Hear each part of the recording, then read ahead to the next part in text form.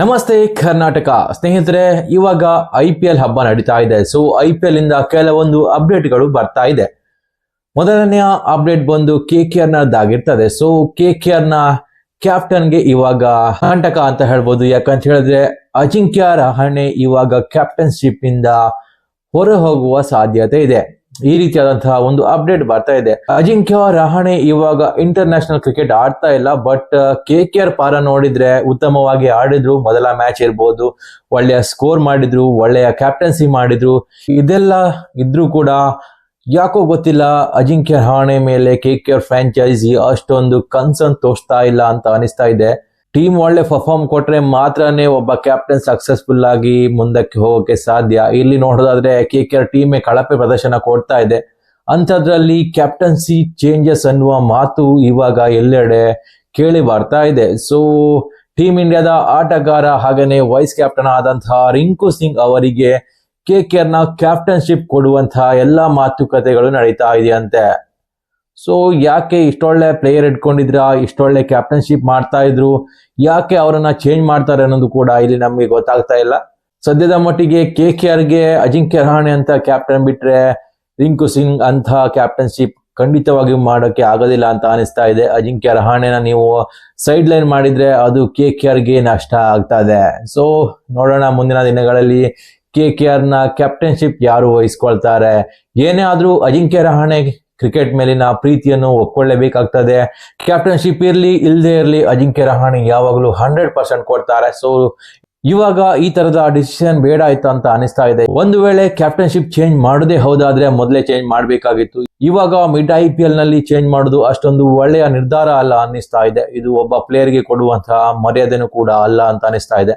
ಇನ್ನು ಎರಡನೇ ಅಪ್ಡೇಟ್ ಬಂದು ಬಾಂಗ್ಲಾದೇಶ್ ಕ್ರಿಕೆಟ್ ಬೋರ್ಡ್ ಏನಿದೆ ಅದು ಇಂಡಿಯಾದೊಂದಿಗೆ ಕ್ರಿಕೆಟ್ಗೆ ಸಂಬಂಧಿಸಿದಂತೆ ಒಳ್ಳೆಯ ಬಾಂಧವ್ಯ ಹೊಂದಲಿಕ್ಕೆ ನೋಡ್ತಾ ಇದೆ ಅಂತೆ. ಸೊ ಕಳೆದ T20 ವರ್ಲ್ಡ್ ಕಪ್ ನಲ್ಲಿ ನೀವು ನೋಡಿರ್ತೀರಾ, ಇಂಡಿಯಾಕ್ಕೆ ಬರೋಕೆ ಅವರು ಒಪ್ಕೊಳ್ಳಿಲ್ಲ. ಹಾಗಾಗಿ ಅವರು ಆ ಟೂರ್ನಮೆಂಟ್ ನೇ ಬಹಿಷ್ಕಾರ ಮಾಡಿದ್ರು. ಅವರು ಯಾರ ಮಾತಿಗೆ ಕಟ್ಟು ಬಿದ್ದು ಈ ತರದ ನಿರ್ಧಾರ ತೆಗೆದುಕೊಂಡ್ರು ಅಂತ ಗೊತ್ತಿಲ್ಲ. ಬಟ್ ಇವಾಗ ಬರ್ತಾ ಇರುವ ಅಪ್ಡೇಟಿನ ಪ್ರಕಾರ BCB ಏನಿದೆ BCCIಗೆ ಒಂದು ಲೆಟರ್ ಬರ್ತಿದೆ ಅಂತೆ. ಸೊ ಇನ್ಮೇಲೆ ನಿಮ್ಮ ಬಾಂಧವ್ಯ ಒಳ್ಳೆ ರೀತಿಯಲ್ಲಿ ಮುಂದುವರಿಬೇಕು ಅಂತ ಅವರ ಒಂದು ಕೋರಿಕೆ ಆಗಿರ್ತದೆ ಅಂತೆ. ಸೊ ನೋಡೋಣ BCCI ಯಾವ ನಿರ್ಧಾರ ಕೈಗೊಳ್ತದೆ, ಅವರನ್ನು ಹತ್ರಕ್ಕೆ ಸೇರಿಸ್ಕೊಳ್ತಾರ, ಸೊ ದೂರನೇ ಇಡ್ತಾರ.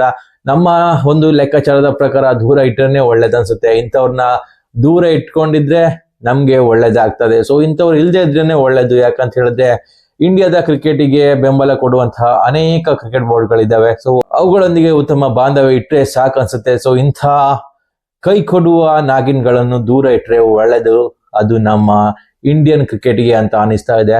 ಇನ್ನು RCBಯ ಬಿಗ್ ಅಪ್ಡೇಟ್ ಅಂತ ಹೇಳಿದ್ರೆ ನುವಾನ್ ತುಷಾರ ಅವರು ಏನಿದ್ದಾರೆ ಇವಾಗ ಶ್ರೀಲಂಕನ್ ಕ್ರಿಕೆಟ್ ಬೋರ್ಡಿಗೆ ಕೇಸ್ ಹಾಕಿದ್ದಾರಂತೆ. ಹೌದು, Sri Lanka cricket board Nuvan Tushar ಅವರಿಗೆ NOC ಕೊಡಲು ನಿರಾಕರಿಸಿದೆ ಅಂತೆ. ಸೊ ಅದರಿಂದ ಇವಾಗ ನುವಾನ್ ತುಷಾರ ಕೋರ್ಟ್ ಮೆಟ್ಟಿಲೇರಿದ್ದಾರೆ. ಸೊ ನಮ್ಗೆ NOC ಕೊಡಬೇಕು, ನಾವು ಯಾವುದೇ ರೀತಿಯಾದಂತಹ ಸೆಂಟ್ರಲ್ ಕಾಂಟ್ರಾಕ್ಟ್ ಇಂದ ದೂರ ಇದ್ದೇವೆ. ಸೊ ಅದರಿಂದ NOC ಕೊಡ್ಲೇಬೇಕು ಅನ್ನೋದು ಅವರ ವಾದವಾಗಿರ್ತದೆ. ಸೊ ಇತ್ತ ಶ್ರೀಲಂಕಾ ಕ್ರಿಕೆಟ್ ಬೋರ್ಡಿನ ವಾದ ಅಂತ ಹೇಳಿದ್ರೆ ಅವರು ಇವಾಗಲೇ ಸೆಂಟ್ರಲ್ ಕಾಂಟ್ರಾಕ್ಟ್ ನಿಂದ ದೂರ ಇರಬಹುದು, ಆದ್ರೆ ಇಂಟರ್ನ್ಯಾಷನಲ್ ಕ್ರಿಕೆಟ್ಗೆ ಅವರು ಗುಡ್ ಬೈ ಹೇಳಿಲ್ಲ, ಅಂದ್ರೆ ರಿಟೈರ್ಮೆಂಟ್ ಕೊಟ್ಟಿಲ್ಲ. ಆದ್ರಿಂದ ನಮ್ಮ ಕನ್ಸರ್ನ್ ಆಗಿರ್ತದೆ ಒಬ್ಬ ಪ್ಲೇಯರ್ ಫುಲ್ಲಿ ಫಿಟ್ ಆದ್ರೆ ಮಾತ್ರ ಅವರಿಗೆ NOC ಕೊಡ್ತಾರಂತೆ.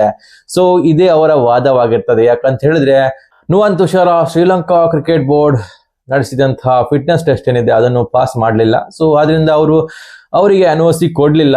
ಇದೇ ಕಾರಣಕ್ಕೆ ಅವರು ಇವಾಗ ತನ್ನ ಕರಿಯರ್ ಅನ್ನು ಹಾಳು ಮಾಡ್ತಾ ಇದೆ ಶ್ರೀಲಂಕಾ ಕ್ರಿಕೆಟ್ ಬೋರ್ಡ್ ಅಂತ ಹೇಳಿ ಕೋರ್ಟ್ ಮೆಟ್ಟಿಲೇರಿದ್ದಾರೆ. ಸೊ ನೋಡೋಣ ಏನಾಗ್ತದೆ ಮುಂದಿನ ದಿನಗಳಲ್ಲಿ ಅಂತ. ಕೋರ್ಟ್ ಅವರಿಗೆ ಯಾವ ರೀತಿಯಾದಂತಹ ಸಿಹಿ ಸುದ್ದಿ ಕೊಡ್ತದ ಅಥವಾ ಇಲ್ವಾ ಅನ್ನೋದು ಕೂಡ ಕಾದ್ ನೋಡ್ಬೇಕಾಗ್ತದೆ. ಒಂದು ವೇಳೆ ಕೋರ್ಟ್ ಏನಾದ್ರೂ ಇವರ ಪರ ತೀರ್ಪು ಕೊಟ್ರೆ ಖಂಡಿತವಾಗಿ ಇವರಿಗೆ NOC ಸಿಗುತ್ತೆ. ಆಮೇಲೆ ಅವರು RCBಯನ್ನು ಜಾಯ್ನ್ ಆಗ್ತಾರೆ. ಸೊ ಸದ್ಯಕ್ಕೆ ಇಷ್ಟಂತೂ ಅಪ್ಡೇಟ್ ಇದೆ RCBಯ ನುವಾನ್ ತುಷಾರ ಅವರ ಬಗ್ಗೆ. ಸೊ ಮುಂದಿನ ದಿನಗಳಲ್ಲಿ ಯಾವ ಅಪ್ಡೇಟ್ ಬರ್ತದೆ ಅಂತ ನಾವು ಕಾದ್ ನೋಡ್ಬೇಕಾಗ್ತದೆ. ಸೊ ಬೇಗನೆ RCBಗೆ ಜಾಯ್ನ್ ಆದ್ರೆ ಒಳ್ಳೇದನ್ಸುತ್ತೆ. RCBಯ ಬೌಲಿಂಗ್ ಯೂನಿಟ್ಗೆ ಇನ್ನೂ ಬಲ ಬರ್ತದೆ ಅಂತ ಹೇಳ್ಬಹುದು. ಇನ್ನು ನೆಕ್ಸ್ಟ್ ಅಪ್ಡೇಟ್ ಬಂದು ಕ್ಯಾಮರೂನ್ ಗ್ರೀನ್ ಅವರ ಬಗ್ಗೆ ಆಗಿರ್ತದೆ. ಕ್ಯಾಮರೂನ್ ಗ್ರೀನ್ ಅವರ ಬಗ್ಗೆ ಕ್ರಿಕೆಟ್ ಆಸ್ಟ್ರೇಲಿಯಾ ಒಂದು ಮಾಹಿತಿ ಕೊಟ್ಟಿದೆ ಅಂತೆ. ಸೊ ಇದು KKRಗೆ ನುಂಗಲಾರದ ತುತ್ತಾಗಿದೆ.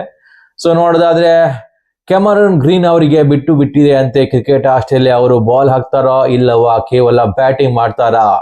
ಒಂದ್ ವೇಳೆ ಕ್ಯಾಮರನ್ ಗ್ರೀನ್ ಬಾಲ್ ಹಾಕೋಕೆ ಇಷ್ಟ ಪಡ್ಲಿಲ್ಲ ಅಂತ ಹೇಳಿದ್ರೆ ಅವರನ್ನು ಹಾಗೆ ಬಿಡ್ಬೇಕು, ಇಲ್ಲದಿದ್ರೆ ಟೀಮ್ ಇಂದಾನೆ ಬಿಡ್ಬೇಕಂತ ಕ್ರಿಕೆಟ್ ಆಸ್ಟ್ರೇಲಿಯಾ ಹೇಳಿದೆ.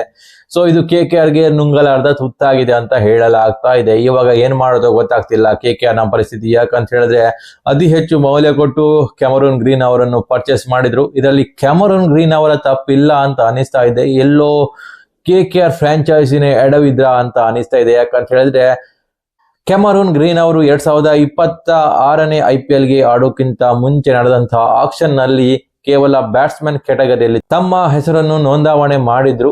ಇದರಲ್ಲಿ ಕ್ಯಾಮರನ್ ಗ್ರೀನ್ ತಪ್ಪಂತ ಹೇಳಕ್ ಆಗೋದಿಲ್ಲ. ಫ್ರಾಂಚೈಸಿಗಳು ಎಲ್ಲೋ ಎಡವಿ ಬಿದ್ರ ಅಂತ ಅನಿಸ್ತಾ ಇದೆ. ಸೊ ಫ್ರಾಂಚೈಸಿಗಳು ಮೊದಲೇ ತಿಳ್ಕೋಬೇಕಾಗಿತ್ತು ಬಾಲಿಂಗ್ ಮಾಡ್ತಾರಾ ಇಲ್ವಾ ಅನ್ನೋದು. ಇದೆಲ್ಲ ಫ್ರಾಂಚೈಸಿಗಳ ಒಂದು ಕೆಲಸ ಆಗಿರ್ತದೆ. ಇಲ್ಲಿ ಫ್ರಾಂಚೈಸಿಗಳು ಎಡವಿದ್ರು ಅನ್ಸುತ್ತೆ. ಇವಾಗ ಬಂದು ಕ್ಯಾಮರನ್ ಗ್ರೀನ್ ಮೇಲೆ ಪ್ರೆಷರ್ ಹಾಕಿದ್ರೆ ಅವ್ರೇನ್ ಮಾಡ್ಬೇಕು ಹೇಳಿ. ಆಸ್ಟ್ರೇಲಿಯಾ ಅಂತೂ ಕನ್ಫರ್ಮ್ ಆಗಿ ಹೇಳಿದೆ ಇದು ಕೇವಲ ಕ್ಯಾಮರನ್ ಗ್ರೀನ್ ಅವರಿಗೆ ಬಿಟ್ಟಿದ್ದು, ಇಲ್ಲವಾದ್ರೆ KKR ಅವರನ್ನು ಬಿಡ್ಲಿ ಅಂತ ಹೇಳಿದ್ದಾರೆ. ಸೊ ನೋಡೋಣ ಏನಾಗ್ತದೆ ಮುಂದಿನ ಮ್ಯಾಚ್ಗಳಲ್ಲಿ. ಕ್ಯಾಮರನ್ ಗ್ರೀನ್ ಬಾಲಿಂಗ್ ಮಾಡ್ತಾರಾ ಅಥವಾ ಇಲ್ವಾ ಅನ್ನೋದು. ಒಂದ್ ವೇಳೆ ನಿಮ್ಗೆ ಈ ಮಾಹಿತಿ ಇಷ್ಟ ಆದ್ರೆ ಲೈಕ್ ಮಾಡಿ, ಸಬ್ಸ್ಕ್ರೈಬ್ ಮಾಡಿ. ನಮಸ್ಕಾರ.